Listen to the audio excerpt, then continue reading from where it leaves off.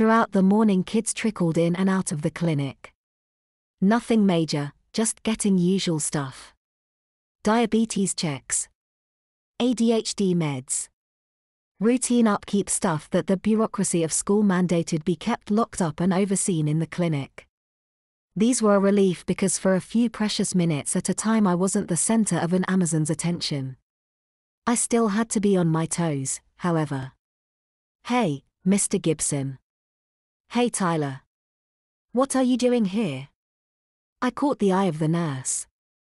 It might be considered bad form or immature to tell a fifth grader that I was under investigation for something.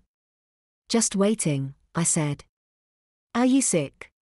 I made a show of feeling my own face and forehead, like I was checking for a fever. Nothing too animated, just token effort. "I don't think so." "Why are you in the clinic?" "Mrs. Brolish needs to talk to me later," and the nurse agreed to keep me company while I waited. All technically correct and nothing implying guilt on my part. "Okay. Have a good day."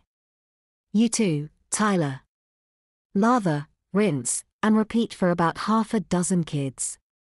A few hours in, my stomach started growling loud enough to hear. "Would you like something to eat, Mr. Gibson?" "No thank you." "I don't mind getting something from the cafeteria for you," the nurse insisted. "I've got a tiny box of chocolates if you'd like a snack." "No thank you." I appreciate the thought, however.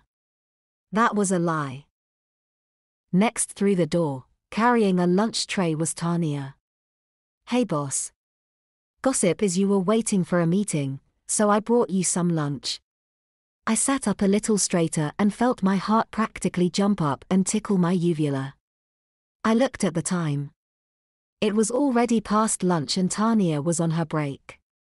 That meant it was nap time for the kids, but if Tanya wasn't watching the room, then she must have read my thoughts. "Don't worry," she told me. "Both is watching the kids. All of them. We're still working on stuff and following the lesson plan, with a few modifications." I was confused. There weren't supposed to be modifications. "What about the substitute?" I asked. "Got called away for some kind of emergency," Tanya said. "Both volunteered to bring her class into our room and merge for the day." My tweener friend leaned in close and added in a whisper, "Good thing, too. She was up to something. Kept looking around the room like she was trying to find something." I remembered the diaper poking out of the stranger's purse. Or looking to hide something so it can be found later. Tanya nodded, and Crab clapped her fingers together. If it weren't for the Amazon in the room, I might have been able to give her further instructions. Speaking of which, the nurse cleared her throat. "Shouldn't you be on break?" Tanya stood back up and left the tray on a chair beside me. "Yes, ma'am. I was just dropping off lunch for Mr. Gibson. I already offered him lunch and he refused. Can he not make up his mind?" Typical. By most any other metric, both Tanya and I should have at least as much if not more clout than this pill-dispensing pencil pusher. She wasn't even a real nurse as far as I knew.